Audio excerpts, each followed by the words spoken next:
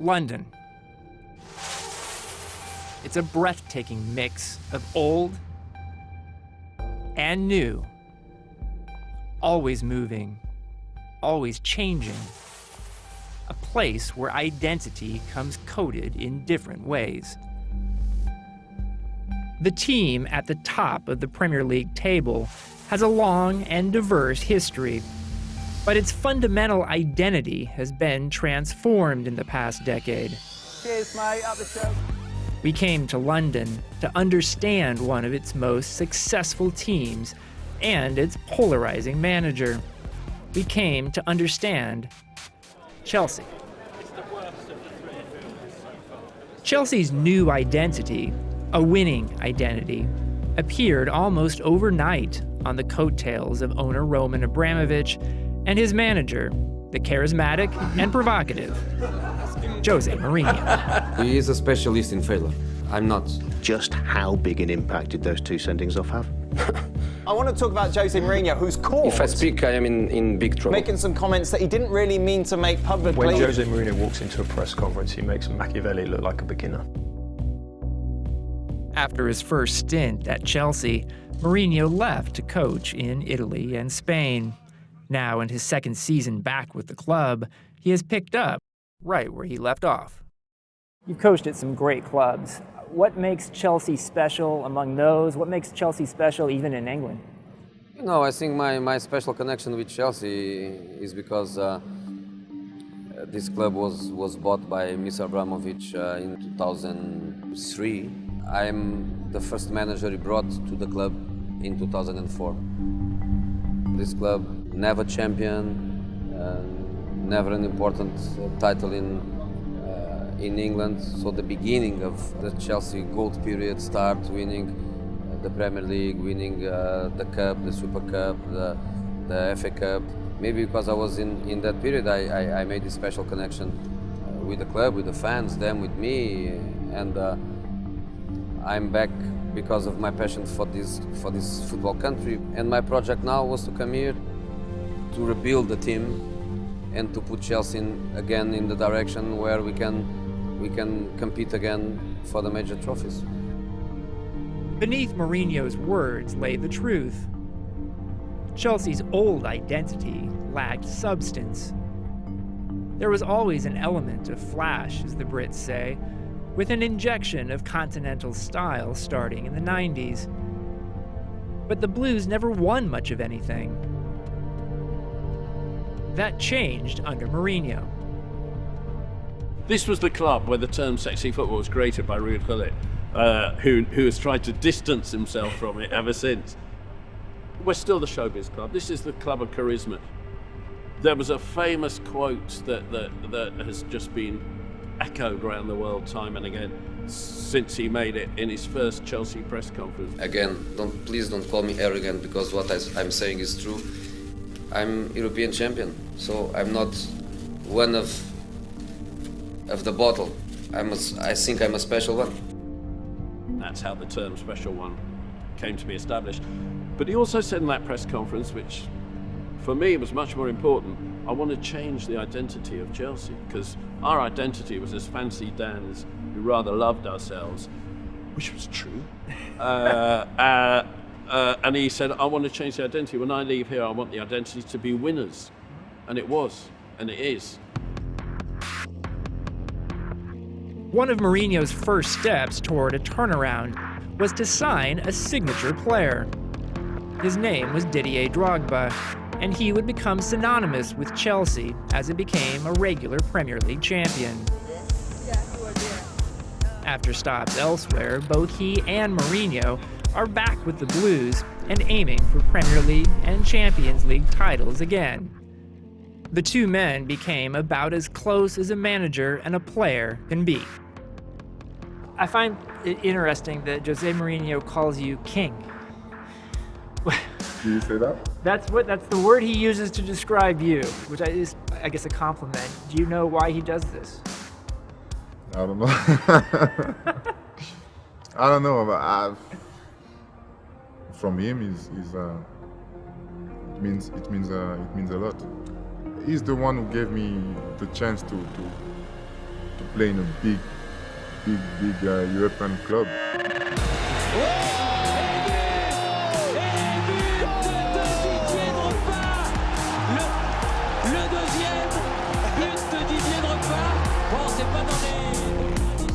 He saw the potential, but from seeing a potential to bet on a player like me, there's a big gap, and he took the risk. And seasons after season, he was challenging me to become one of the best strikers in Europe. He said to me, if you want to become like Thierry Henry, Ronaldo, all these players, you have to play for me. Okay, worked out pretty well. Okay, together we achieved so much here. So that understanding between the fans and the players, not only me, makes the relationship very special.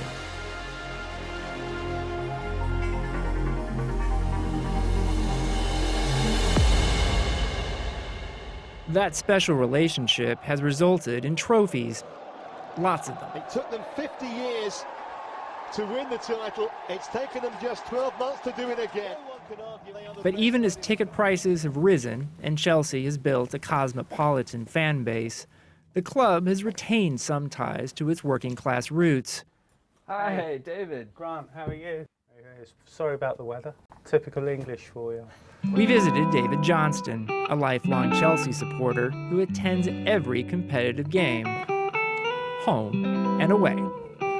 When you became a Chelsea fan, it was a different type of fan in some ways back in those days, following the team, than maybe what we see now.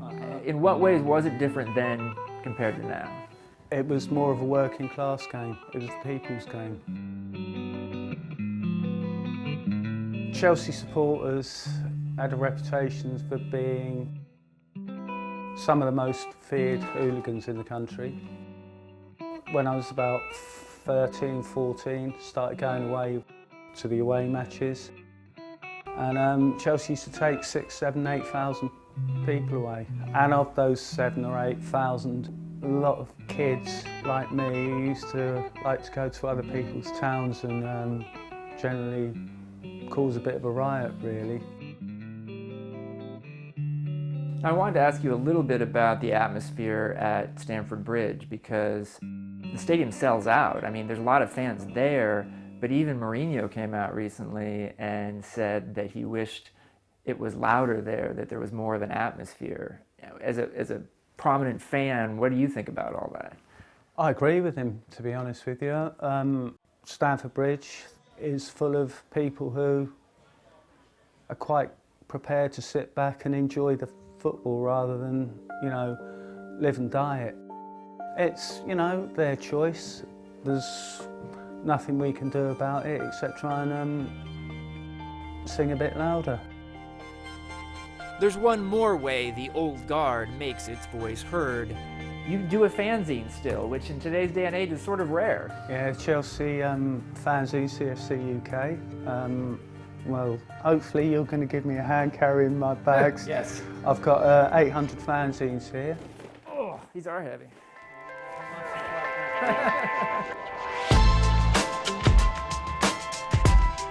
The fanzines go for £1 each, and on a good day they sell between 400 and 500 of them. Latest Chelsea football fanzine, it's only £1 now. Hurry up. Fulham Broadway, one of the most famous locations in London. In days of old, before these flats were built, this used to be the home of the Chelsea Supporters Club, which has been in existence since 1947, I think. As a little business, we're proud to continue the tradition of being a meeting place for good supporters. A lot of people just stop and say hello, buy the fanzine. And it's great for me, it keeps me out of the pub. Nice, I like it. Yeah. Latest Chelsea fanzine, only £1. Thank you very much. I just made a sale. Salesman of the month. I feel successful now. You get a gold star. This is all on you. Okay, that's for you. Chelsea won the transfer market over the past year, but there's more to managing than just picking the right guys. Why is Mourinho's Chelsea again atop the Premier League title race? What's so special about this guy? To manage a player is like make a suit by measure. You know, I cannot go to a shop and buy some 38, some 40, some 42, some 44, and arrive in the dressing room, take one, and take one. No, it has to be by measure, it has to be perfect.